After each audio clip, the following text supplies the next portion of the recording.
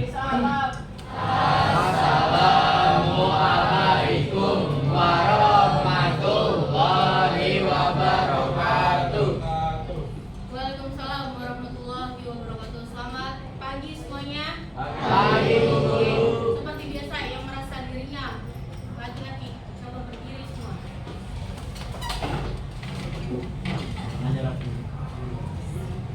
Aman? Aman, Bu. Ya, alhamdulillah. Silahkan duduk. Yang perempuan juga sudah dikasih nama? Benar. Oke. Udah, silakan duduk. Oke, udah sarapan? Ya, Bu. Ada yang belum sarapan? Belum. Semua? Ya. Belum sarapan, guys? Belum sarapan? Habis. Oke, dengarkan. Hari ini, hari minggu terakhir kita pembelajaran, ya. Karena minggu depan di hari Kamis kemungkinan kalian apa? Libur sebulan. Ya, dan diperkirakan juga di bulan Juni itu sudah masukin sudah masuk ujian apa? PTS, PS3, Jadi minggu ini minggu terakhir dan pembahasan kita hanya sampai di stratifikasi sosial. Ya, berarti ada 3 bab. Nanti ketika kita asas sebutannya ya. Asas yang ada 3 bab. Yang pertama tentang apa? Yang kalian presentasi? Ayo apa? Anak-anak remaja No, bukan. Apa ya? Materinya tentang apa? tentang sosiologi. Ayo. Coba bukunya dibuka. Apa satunya tentang apa? Oh, satu tentang apa? Yang keduanya. Semester 2. Cek tentang apa yang kalian presentasi. Soal esai. Ini Bu.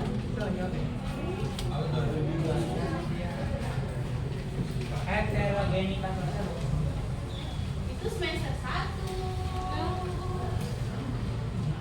Yang kalian presentasi, ayo apa? Masa lupa? Apa? Mobilitas kedua. Ayo, ya Allah Mas, jangan lupa.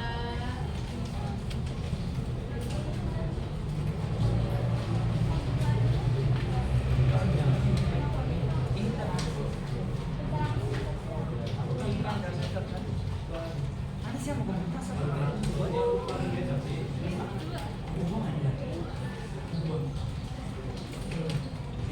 Cut dulu Kak. Oke, saya tanya sekali lagi sama kalian. Bab 1 materinya tentang apa? Dalam gejala sosial. Isinya kemarin ada apa aja yang kalian presentasi? Remaja, terus apa lagi? Terorisme, apa lagi? Pergaulan bebas. Kemiskinan, bullying. Oke kan? Oke, yang materi kedua tentang mobilitas sosial. Mobilitas sosial dilihatnya dari apa? Status seseorang. Ada kaya ke ada miskin ke kaya. Berarti ada yang dari atas ke bawah, ada yang dari bawah ke oke, materi bab 3. Materi terakhir tentang stratifikasi sosial. Ada yang bisa jawab apa itu stratifikasi sosial? Ayo. Saya Bu. Oke, apa? Stratifikasi sosial ada perbedaan gaya hidup seorang. Misalnya gaya hidupnya itu ada gaya bahasanya, pakaiannya, rumahnya, makanannya, atau pola pikirnya. Stratifikasi sosial ini menyebabkan terjadinya konflik sosial, kesenjangan sosial, diskriminasi sosial, dan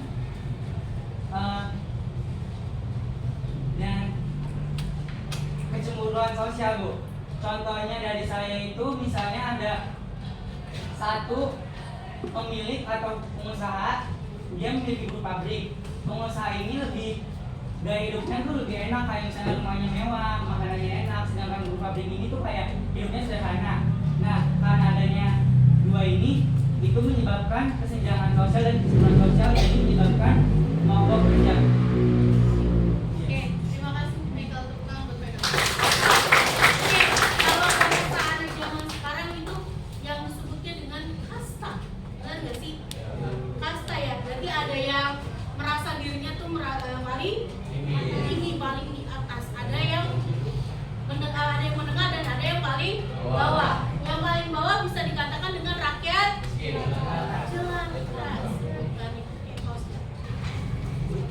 Oke, sebelum kita mulai pembelajarannya, saya mau tanya hari ini siapa yang tidak hadir? Iya, kelompok berarti semua kelompok aman. Kelompoknya hadir semua ya. Oke. Hari ini kita memulai presentasi. Minggu kemarin kita sudah pembahasan tentang stratifikasi sosial. Hari ini minggu kemarin saya sudah memberikan kalian kelompok. Berarti hari ini tinggal kalian presentasikan hasil dari tugas yang ibu berikan per kelompoknya masing-masing. Paham? Oke, sudah sesuai dengan kelompoknya masing-masing dulunya? Oke, kelompok 1 mana?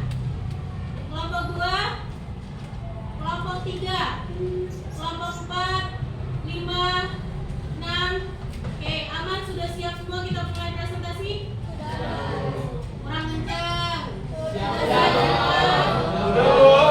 Oke, kita mulai ya. Ayo, PJ kelas kita spin dulu biar adil langsung 6 ya. Jadi ketahuan kelompok mana aja yang mulai. Oke, biar adil ya. Kita spin bareng-bareng ya.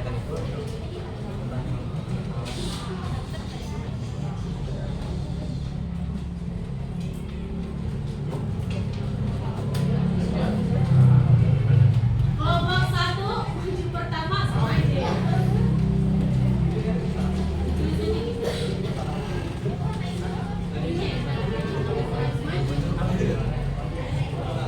Nanti paling naik di kelompok 1.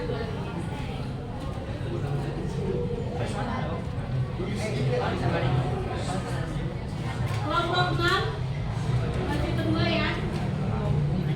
Kelompok 6.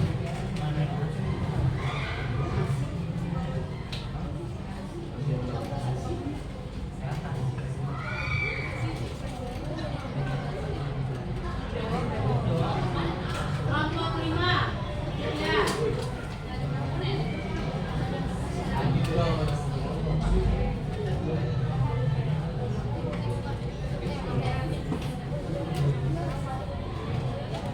Kelompok 3 maju keempat. Oke, dua kelompok lagi.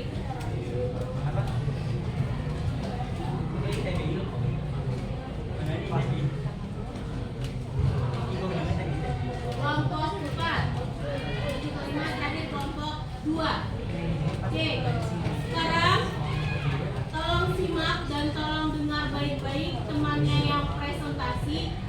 Dan sistem penilaian kelompok ini, sistem penilaian presentasi ada 2 penilaian ya. Tetap saya nilai secara oke, dan secara kelompok ada 2 penilaian. Jadi individu untuk penilaian di nilai pengetahuan saya masukkan, nilai keterampilannya ada di nilai kelompok ini nanti untuk penilaian akhir semester ini. Paham? Oke, sudah siap kelompok 1 untuk maju? Ayo, belum. Ibu disuruh berdiri dulu, jangan Pak, jangan. Oke, hari ini tidak ada MBG di grup. Ya. Karena ada apa sih? Dari kemarin. Bapak Ibu kemarin ada bukan? Ada. Ya, sebulan Kenapa sekali. nggak ambil? Berarti dari hari ini. Karena aku nggak ini. Nggak tahu ini katanya ada apa nih? Dikarenakan alasan teknis dari pihak SPPD. Jadi suruh ngomongin di kelas. Ada? Yuk, bisa dimulai kelompok 1. Silakan yang lain. Tolong suaranya di silent.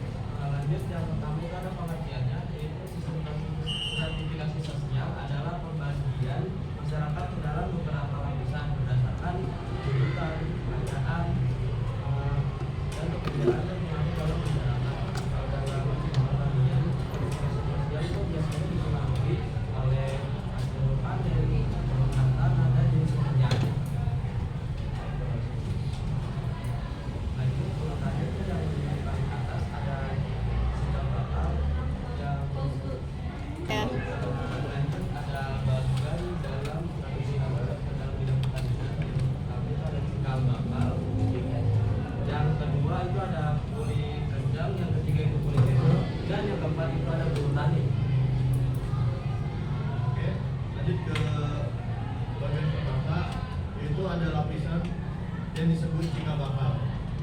Kelompok ini merupakan pendiri desa atau orang yang memiliki pengaruh besar dalam masyarakat. Mereka biasanya dihormati, memiliki kekuasaan, dan juga sangat penting dalam pengambilan keputusan di desa.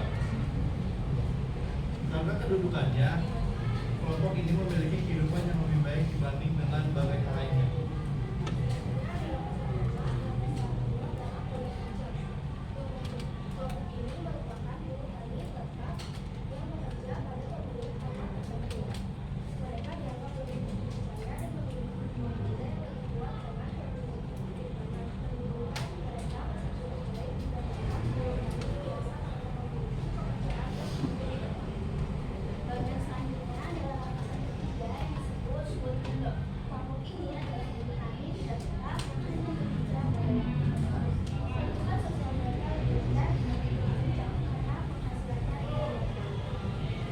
Lanjut ada lapisan keempat, biasanya disebut lapisan paling bawah, yaitu petani.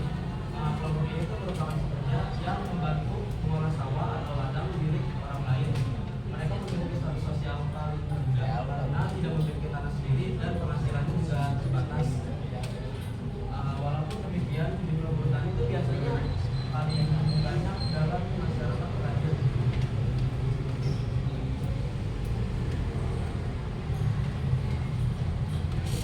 Selanjutnya ada analisis stratifikasi sosial yang mengaruhi gaya hidup masyarakat karena status sosial sering menjadikan ukuran dalam pergaulan. Orang berkelas atas cenderung menunjukkan gaya hidup yang lebih mewah untuk mempertahankan statusnya, sedangkan kelas bawah dalam memaksakan dan membutuhkan agar diterima di lingkungan. Hal ini dapat menyebabkan lingkungan sosial merasa minder dalam penduduk dari masyarakat. Lanjut ada solusi dalam stratifikasi sosial dalam bidang pertanian. Solusi yang dapat diberikan itu saling menghargai antar masyarakat. Yang kedua, pendidikan yang merata. Tiga, membuka lapangan pekerjaan. Empat, mengadakan gotong royong. Lima, bantuan pemerintah untuk petani kecil.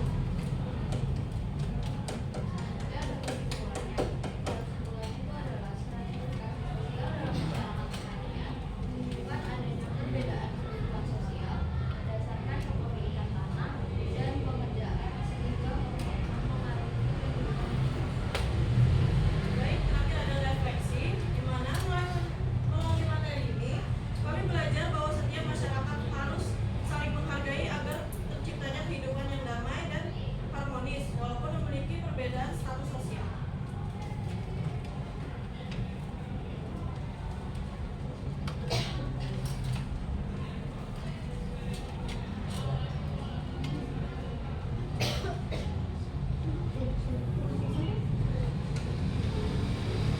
Kami membuka sesi tanya jawab. Bagi yang ingin bertanya, silakan ya. Boleh, silakan. Ada 3 pertanyaan ya Pak. Langsung dipegang dulu pertanyaannya baru dijawab gitu ya. Ini yang mau bertanya silakan berdiri. Kakak anak yang sudah siap. Dan kelompok. 1, 2, satu lagi siapa? Berdiri. Oke, sebutkan nama dan kelompok berapa ya? Saya Muhammad Yudhiandra dari kelompok 5. Kelas 10. Pertanyaannya, apa dampak dari stratifikasi sosial dalam masyarakat pertanian? Baik. Oke, dapat. Mengapa kelompok buruh tani berada di lapisan paling bawah, padahal jumlahnya paling banyak? Apa ulang dapat? Mengapa kelompok buruh tani berada di lapisan paling bawah? Kelompok paling bawah, padahal jumlahnya paling banyak, Bu. Bapak kelompok berapa? 6, Bu.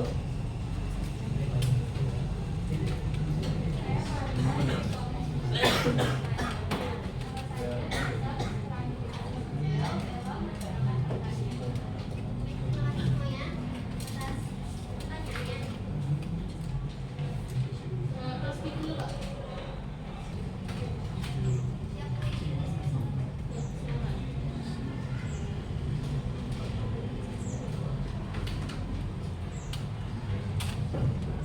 Udah sekarang.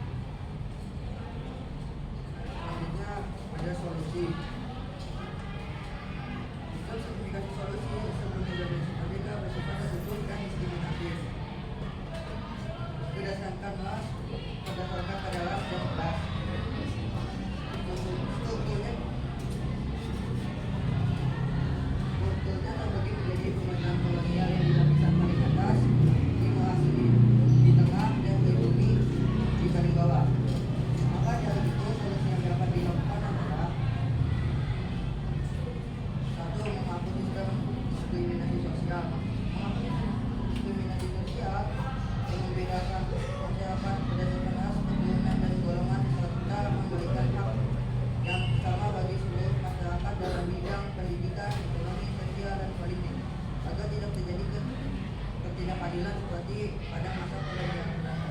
2. Pemerataan pendidikan.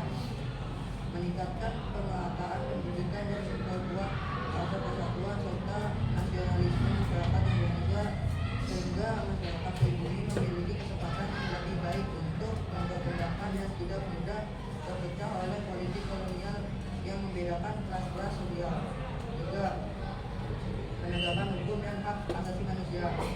Hukum harus berlaku sama bagi semua orang. Jika hukum hanya mengutamakan kelompok kaya atau berkuasa, maka ketidakadilan sosial akan semakin besar.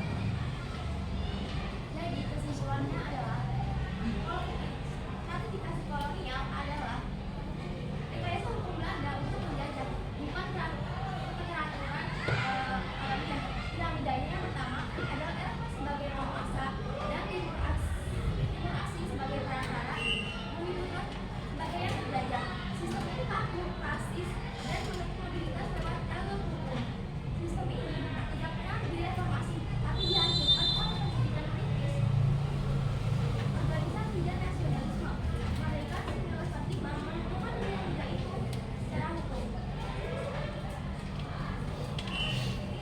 Lalu ada redaksi materi. Yang pertama adalah fungsinya persatuan. Memecah belah kelompok atau politik divide and impera menjadi pelajaran penting bahwa ratifikasi yang sengaja akan merusak solidaritas sosial. Lalu ada pendidikan merata. Di masa lalu, sekolah istimewa terbatas dan kalangan tertentu. Refleksi ini adalah komitmen untuk menjaga pendidikan yang setara dan merata bagi anak bangsa. Jadi apakah ada yang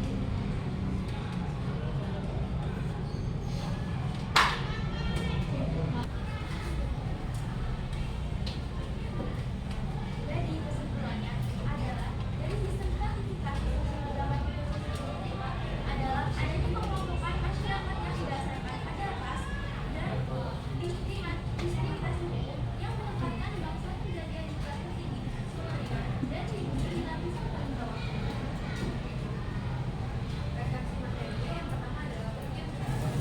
Memecah belah kelompok atau politik divide and impera menjadi pelajaran penting bahwa ratifikasi yang sengaja merusak Lalu yang kedua ada pendidikan merata. Di masa lalu, sekolah istimewa terbatas bagi kalangan tertentu. Refleksi hal ini adalah komitmen untuk menjaga akses pendidikan yang setara dan merata bagi seluruh anak bangsa hari ini.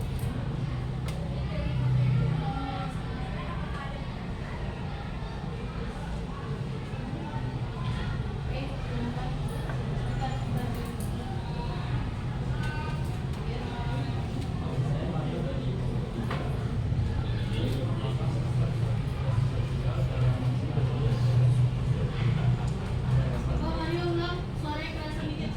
Oke,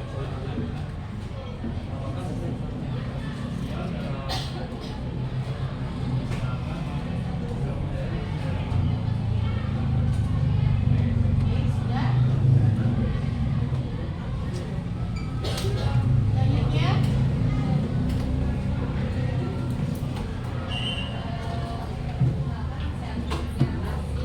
Pertanyaannya, mengapa mengapa Bumi Putra berada pada lapisan bawah dalam stratifikasi sosial kolonial? Ryan, ada lagi?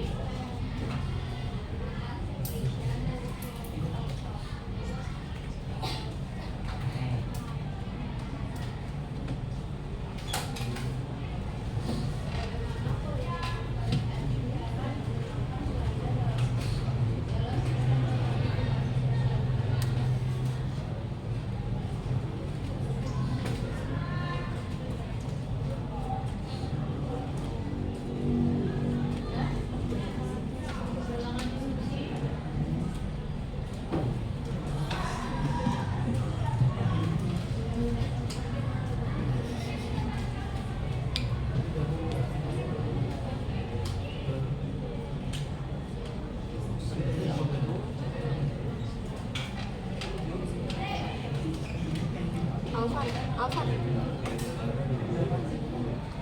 Sudah?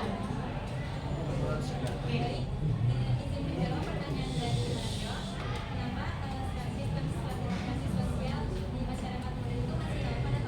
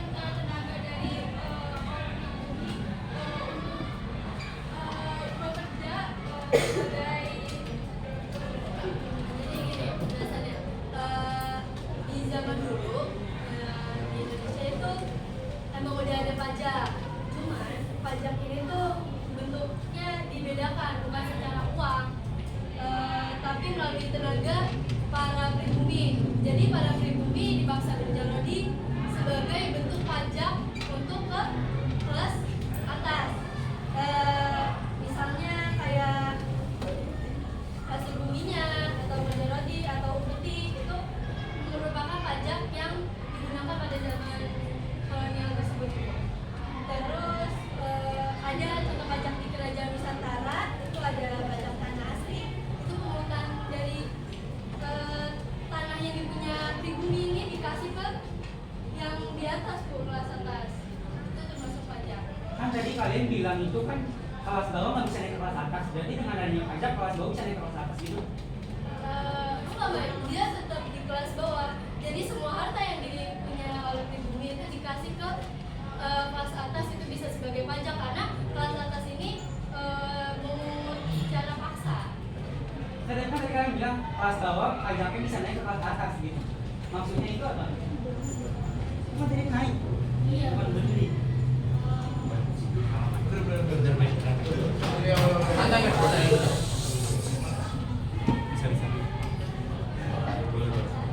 Jadi secara pengotongan pajaknya itu dipotong langsung atau gimana sistemnya itu?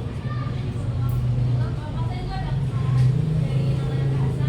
Maksudnya itu pajak yang dari pribumi itu disetor kepada yang kaum superior atau kelas atas. Misalnya kita tuh ada dari sebagai petani gitu ya, wajib setor sebagian hasil pertanian kita itu ke pemerintahan. Jadi duit itu dipakai buat biaya pemerintah termasuk bikin dan kawan dalam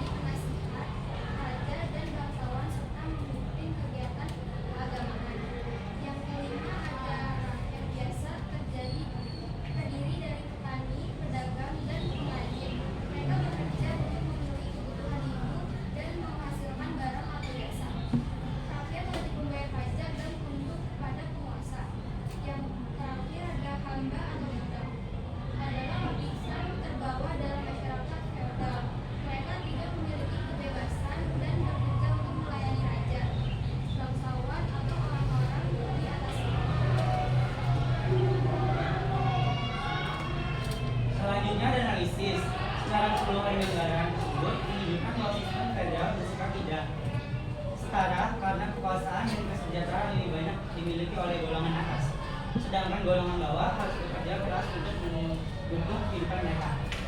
Ini ada pengertian stratifikasi sosial dan contohnya, tapi ini menurut federalnya. Yang menurut federalnya bagaimana? Jadi, stratifikasi sosial dalam kehidupan modern itu adalah membuat gaya hidup orang berbeda-beda, misalnya dari cara berpakaian, tempat tinggal, cara bicara, makanan, sampai hobi. Perbedaan ini terkadang bisa menjadi masalah, misalnya muncul rasa iri atau kecemburuan sosial. Kedua, adanya perilaku beda, diskriminan ke orang yang dianggap berbeda. Ketiga, jarak antara yang kaya miskin makin jauh. Yang keempat, bisa terjadi konflik antara kelompok. Yang kelima, rasa kebersamaan jadi berkurang. Contohnya itu ada di zaman industri modern sekarang, ada perbedaan jelas antara pengusaha dan buruh pabrik. Pengusaha hidup lebih mewah, sementara buruh hidup sederhana. Dari situ bisa muncul rasa iri, kesenjangan ekonomi, bahkan konflik seperti demo atau kelompok kerja. Jadi analisis dalam stratifikasi sosial masyarakat feodal adalah dalam masyarakat feodal, stratifikasi sosial terlihat dari adanya pembagian kelas antara raja, bangsawan, dan rakyat biasa. Raja dan bangsawan berasal dari lapisan atas karena memiliki kekuasaan, tanah, dan hak istimewa. Sedangkan rakyat biasa hanya menjadi petani atau pekerja yang harus patuh pada mereka.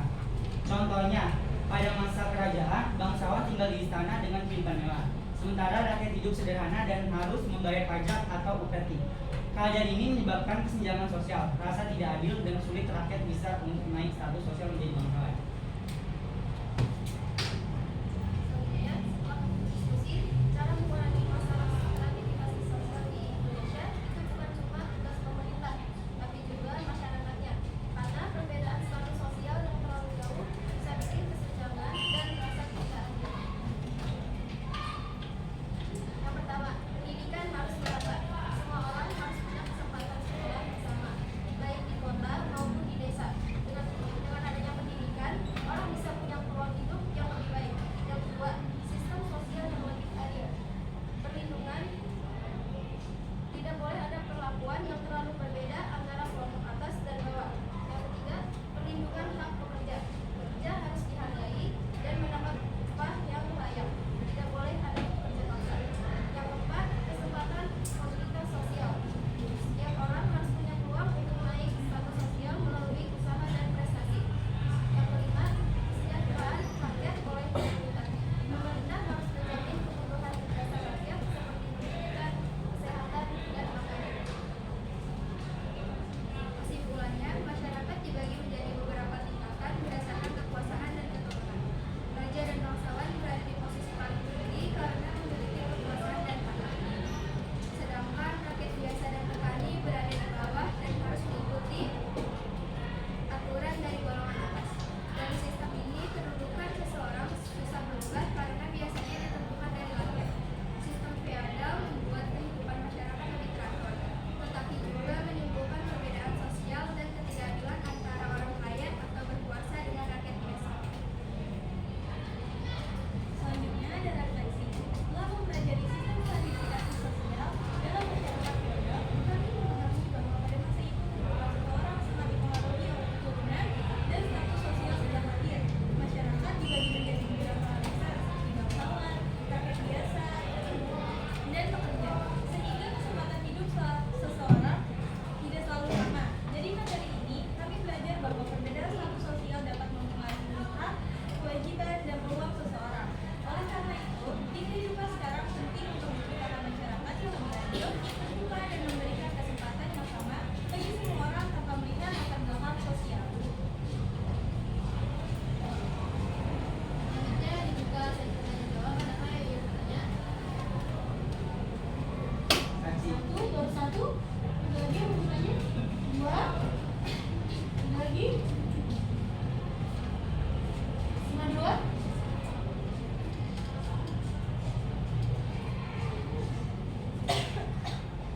Tiga, sudah tiga belum? Udah 3. Siapa aja? Sakina, Silke, dan dia. Oke, silakan bilang sendiri. Saatnya. Ya.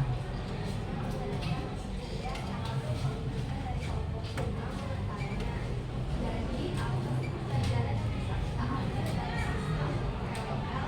Terima kasih. Ulang-ulang, aku mau tanyain. Apa sih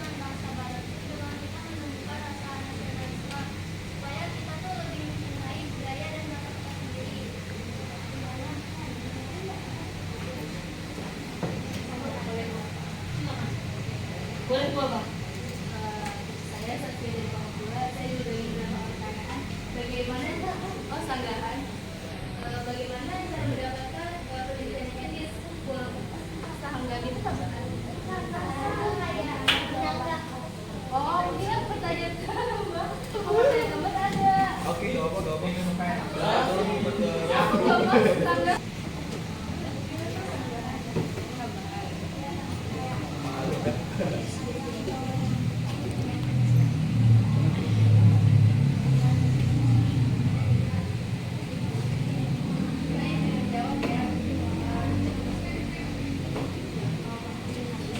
pertanyaan siapa? Jadi karena Belanda itu kita itu lebih maju dan desain yang lebih fasilitas itu untuk pemikiran mereka juga lebih maju, jadi bangsa kita tuh gampang dimanfaatkan dan dimanipulasi.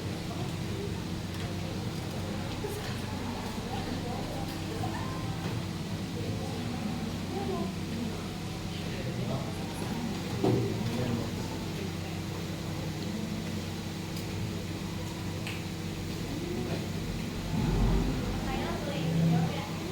Jadi kenapa jadi pada masa itu yang membawa golongan orang asing itu ya? Kenapa mereka jadi golongan golong? Karena seperti tadi yang dijelaskan Raisa ya. Boleh dimaaf suaranya gede.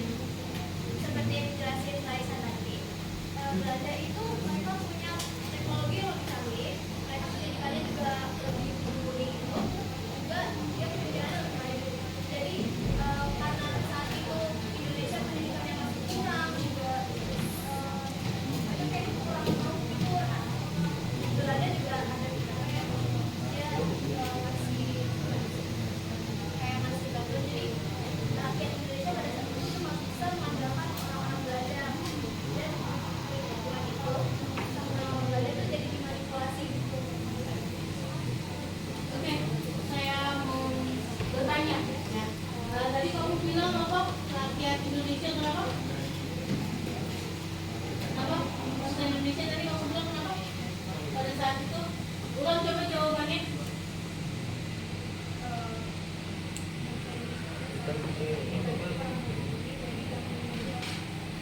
Sama siapa di mana?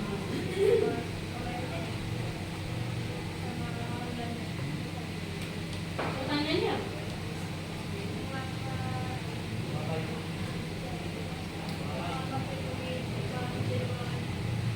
Tadi kamu menyebutkan ada kata teknologi ya.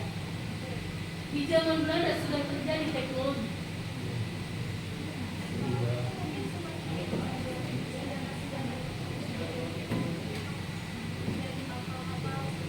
Ternyata masuknya ke teknologi.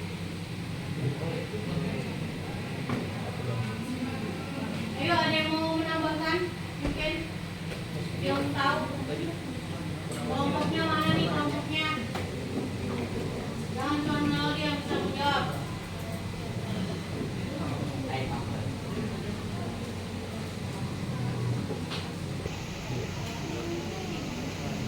Jadi menambahkan lagi, Belanda memecahkan hubungan masyarakat melalui politik pada dua. Lalu mereka membatasi hak pribumi, menguasai budaya dan membebaskan kekuasaan. Terus teknologinya itu teknologi yang dibawa adalah teknologi militer dan kendaraan. Yang pertama itu adalah senjata api modern. Yang kedua kendaraan tempur, dan yang ketiga industri amunisi lokal.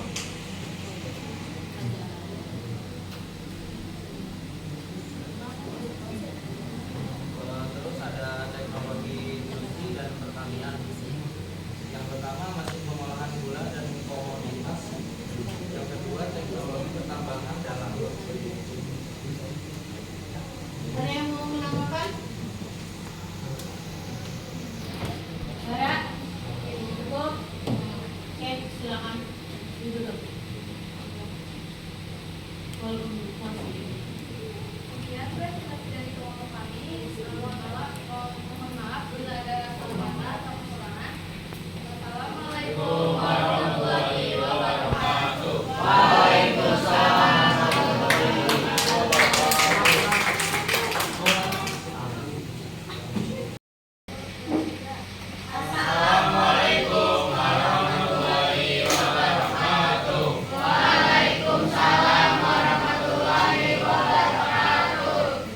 Kami dari kelompok media akan mempresentasikan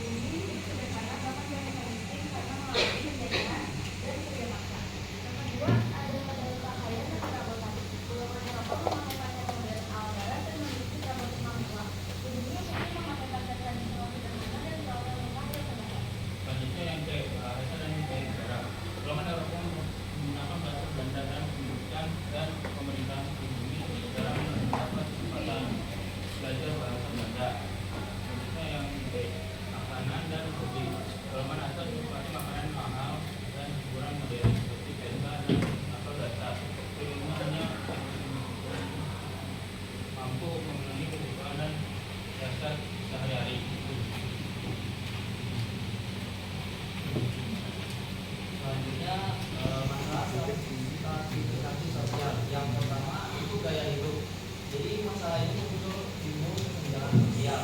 Nah, yang kedua, rakyat pribumi merasa tertindas dan tidak diperlakukan adil. Nah, yang selanjutnya ada B, bagian B, pakaian dan perabotan. Muncul diskriminasi berdasarkan penampilan. Yang kedua, orang dianggap lebih tinggi derajatnya karena pakaian dan perabotan. Oke, selanjutnya yang ketiga adalah bahasa dan gaya bicara. Yang pertama terjadi pembatasan pendidikan dan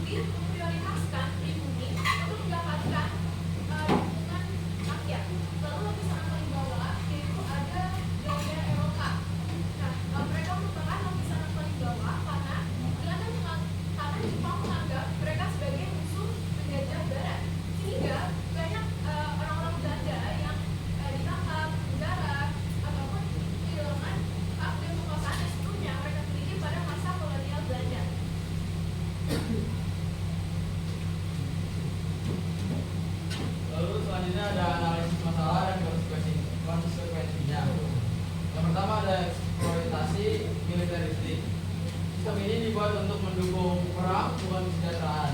Jepang mendominasi puncak untuk mengontrol sumber daya, sementara posisi istimewa Indonesia hanya titik untuk mobilitas tenaga kerja atau secara rusak. Lalu konsekuensi nyatanya ada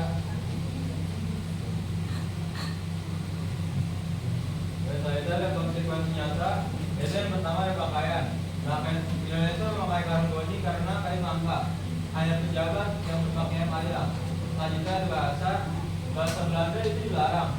Yang wajib itu bahasa Indonesia atau Jepang dan budaya hormat, matahari atau saint-kere. Yang selanjutnya ada makanan. Kelaparan massal akibat setoran padi itu wajib karena rakyat terpaksa makan ubi, talas, dan pisau. Selanjutnya ada hobi atau kegiatan. Kebebasan berkumpul dibatasi. Semua aktivitas dialihkan ke organisasi militer bentukan Jepang. Selanjutnya ada aset atau penyitaan properti dan perabotan milik Eropa, itu lapisan ke bawah. Itu soalnya dari dicari atau stratifikasi ini memicu dehumanisasi, di mana kebutuhan hidup rakyat itu dikorbankan demi kepentingan mesin perang depan. Terus ada solusinya, pemanfaatan organisasi seni militer dan pemerintah. Tokoh-tokoh Indonesia menggunakan organisasi seperti Seiga atau Barisan Pemuda, Pemboida atau Barisan Pembantu Polisi, dan PETA atau Pembela Tanah Air untuk pelatihan militer dan pendidikan kader kader bangsa. Terus yang kedua, kemerdekaan sebagai tujuan akhir. Struktur sosial yang baru mempermudah interaksi dan mobilitas pemuda Indonesia yang kemudian dimanfaatkan untuk mempersiapkan kemerdekaan. Terus yang ketiga, pendidikan dan kebudayaan, melakukan bahasa Belanda dan penggunaan bahasa Indonesia di sekolah-sekolah yang meningkatkan rasa nasionalisme dan mengurangi pengaruh barat. Selanjutnya ada kesimpulan. Kesimpulan ya, pendudukan Jepang di Indonesia menciptakan struktur sosial militeristik yang menempatkan Jepang di puncak dan menindas Eropa dengan pribumi di posisi perantara, namun tetap mengalami eksploitasi ekstrim. Secara paradoks, penderitaan ini melahirkan ketangguhan di mana pemanfaatan organisasi militer, bentukan Jepang, dan penggunaan bahasa Indonesia menjadi modal krusial bagi perjuangan kemerdekaan. Nah, yang terakhir ini adalah jadi teman-teman, masa pendudukan Jepang ini adalah periode penuh kontradiksi. Di satu sisi membawa penciptaan Mandela yang hebat, namun di sisi lain menjadi momentum krusial bagi bangsa Indonesia untuk mengonsolidasi kekuatan dan identitas demi meraih kemerdekaan.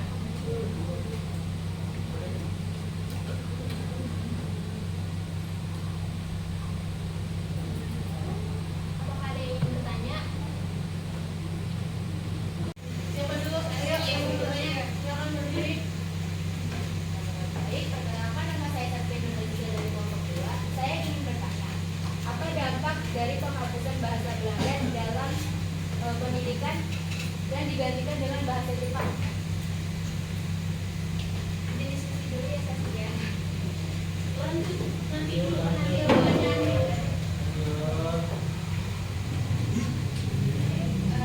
Siapa lagi? Jadi yang Perkenalkan, nama saya Melek Bolan dari kelompok 5. Ingin bertanya, kenapa Indonesia walaupun sudah peringkat kedua dalam bagian sosial, itu masih dibatasi sama sosial bahkan masih dalam keadaan sosial?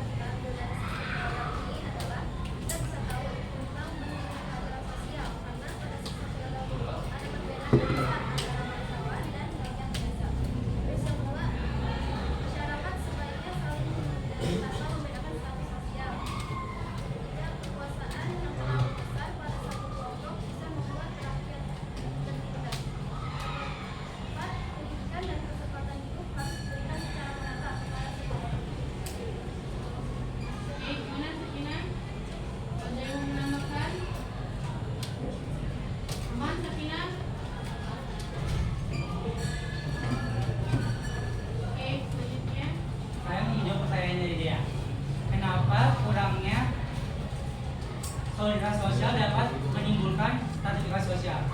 Karena kalau misalnya kita kurangi solidaritas sosial, berarti kita kurang memperhatikan satu sama lain.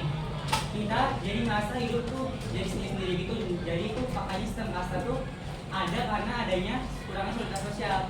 Jadi orang-orang yang kelas atas lebih mendingin sama kelas atas sendiri, orang kelas bawah jadi tinggal sosial itu jadi tuh membuat kelompok sendiri. Jadi tidak adanya perbedaan. Kaya ketemu kaya, miskin ketemu miskin. Iya Bu. Jadi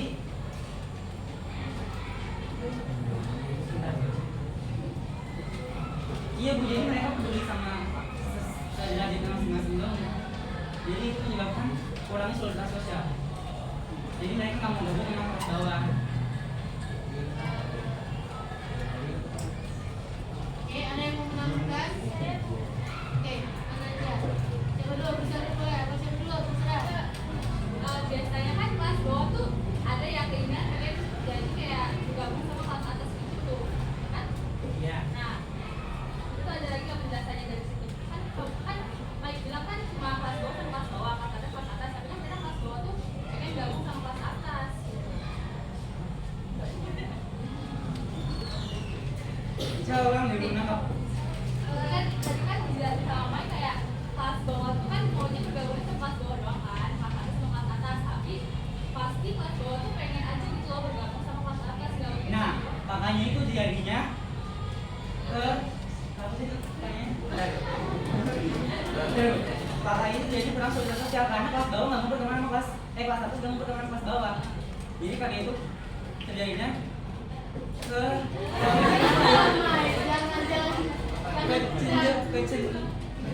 kecenderungan sosial makanya. Paham kan? Kalau dibilang tadi tuh sama mereka jawabannya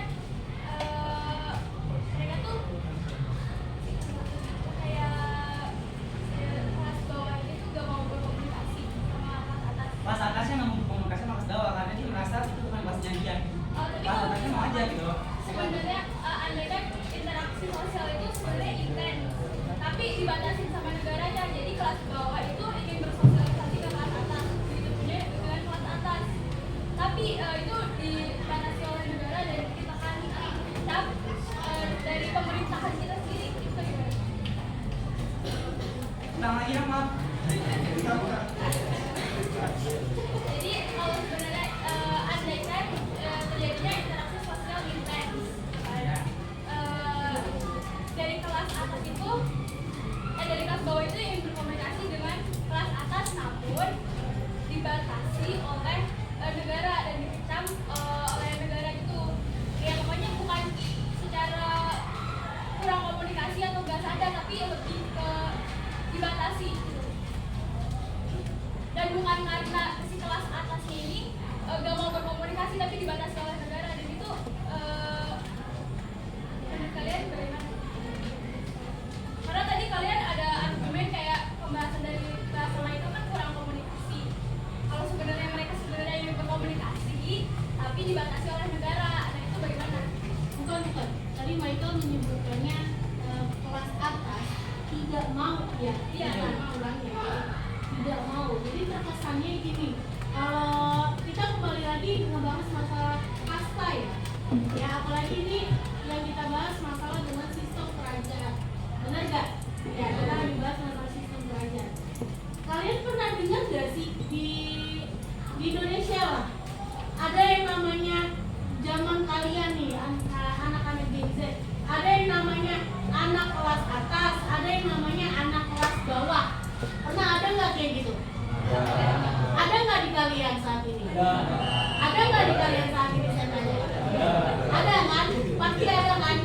Merasa nggak yang namanya kelas atas mau main ke kelas bawah, mau main sama orang bawah ya? Itu merasa menurut kalian bukan level gue, bukan setara sama gue, benar nggak? Ada nggak pernah bahasa seperti itu? Ada. Nah, apalagi di sistem kerajaan, mereka ini punya kekuasaan, gitu loh. Paham nggak? Ya, jadi diibaratkan kita aja deh keseharian kita ada ini namanya yang anak-anak orang kaya, terus anak-anak yang menengah ke bawah gitu lah ibaratnya.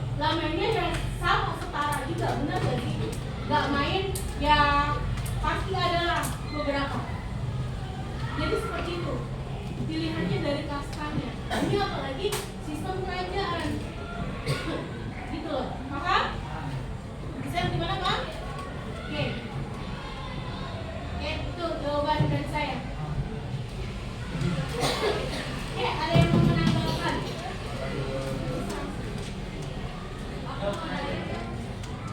Apa? Kalau di era sekarang Mau nambahin atau gimana? Mau nanya? tapi sedikit satu dari yang menyampaikan perkenalkan nama saya Rifana, saya dari ya, apakah masih ada sistem kerajaan di era modern? Ya enggak dong, Mas, sekarang sebenarnya pemerintahan. Iya nggak, Bu?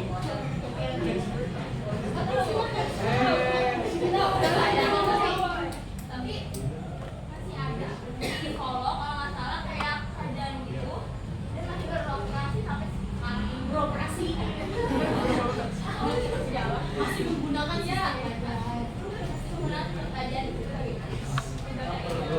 Ini jatuhnya kan Di Indonesia ya, di luar negeri masih ada di daerah mana?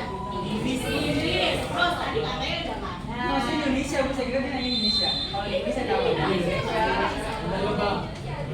Tapi kan itu jatuhnya kan pusat daerah ya. Berarti dia kayak yang berkuasa banget berarti.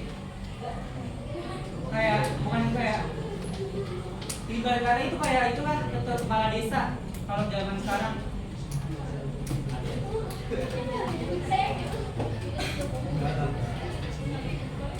Boleh silakan Desain sama silakan. Jawabannya Ini Desain. jawabannya tadi itu bukan nggak ada berarti, tapi itu masih ada. Tapi sekarang itu sistem kerajaan itu kalau di Indonesia ya teralihkan sama sistem demokrasi. Itu Iya, tapi kan dia nggak nyebutin negaranya di mana gitu. Soalnya dia nyebutin negara yang di semua negara ada nggak gitu, masih ada nggak? Dia kan negara Indonesia apa? Jadi saya kira Indonesia doang. berarti kalau jawabannya nggak ada itu di luar negeri berarti juga nggak ada dong. Sedangkan di Inggris, Jepang, Malaysia, Thailand masih Kan ada. pendapat saya kira dia nanya Oke, kalau di Indonesia masih ada sistem kerajaan banyak. ya, tadi kan udah bahas, tadi kan di Indonesia ya. Tuh, jadi maksudnya data pembahasannya mungkin salah, bukan nggak ada. Lebih tepatnya masih ada, cuma udah teralihkan. Salah ya, kurang tepat. Itu juga udah ada. Oke, tadi dibilang Solo ya. Solo. Selain di Solo, sebenarnya di Indonesia banyak. Kalau kita bahas Bekasi.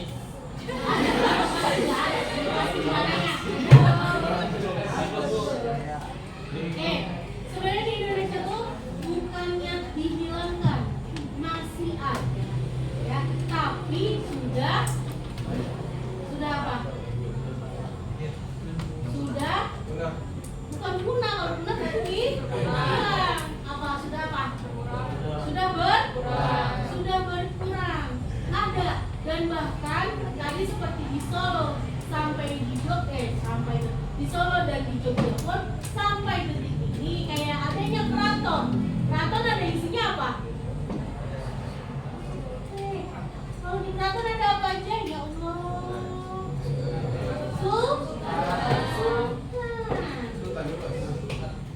Oke, kesultanan itu kan sama aja dengan kerajaan. Ya, kalau kita ngomongin masalah sistem kerajaan ini, sampai kapanpun di zaman modern pasti selalu ada. Walaupun kita sudah zaman modern, apalagi sudah adanya zaman demokrasi, tetap ada. Bahkan di kesultanan juga sempat adanya pernah dengar nggak? Karena apa? Ayo, pernah nggak? Tahu nggak ceritanya? Tahu nggak beritanya? Karena korup. Bukan korupsi, tapi masalah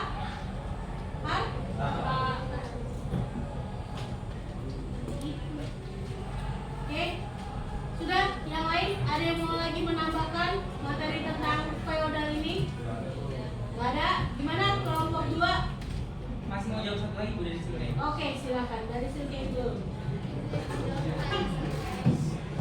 Menghindari berbagai stratifikasi sosial masyarakat feodal tersebut adalah bahwa kehidupan masyarakat pada masa feodal tersusun secara bertingkat seperti piramida, di mana semakin ke atas jumlah orang semakin sedikit, tetapi kekuasaannya semakin besar. Terus sebaliknya, semakin ke bawah jumlah masyarakat lebih banyak, namun memiliki kekuasaan dan hak yang lebih sedikit. Ada lagi? Oke, gimana? Terus oke? Oke. Kelompok 2, gimana? Sudah puas? Ya. Ini aman? Ya, silakan ditutup.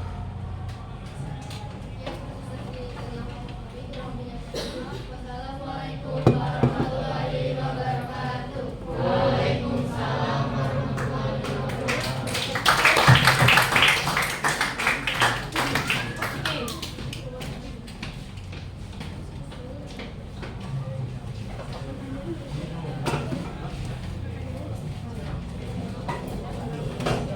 Oke, sudah? Tolong dengarkan. Oke, sudah. Sekian presentasi kelompok hari ini. Saya mau bertanya sama kalian sebelum kita tutup materi hari ini. Gimana pembelajaran hari ini? Apakah menyenangkan? Menyenangkan, Bu. Materi apa yang menarik buat kalian dari presentasi ini? Dari kelompok feodal. Kenapa menjadi menarik buat kalian? Kenapa? Sistem kerajaan. Terus apa lagi? Mainan sistem kasta ya. Jadi kita materi pembahasan stratifikasi ini lebih ke kasta atau kekuasaan bangsa.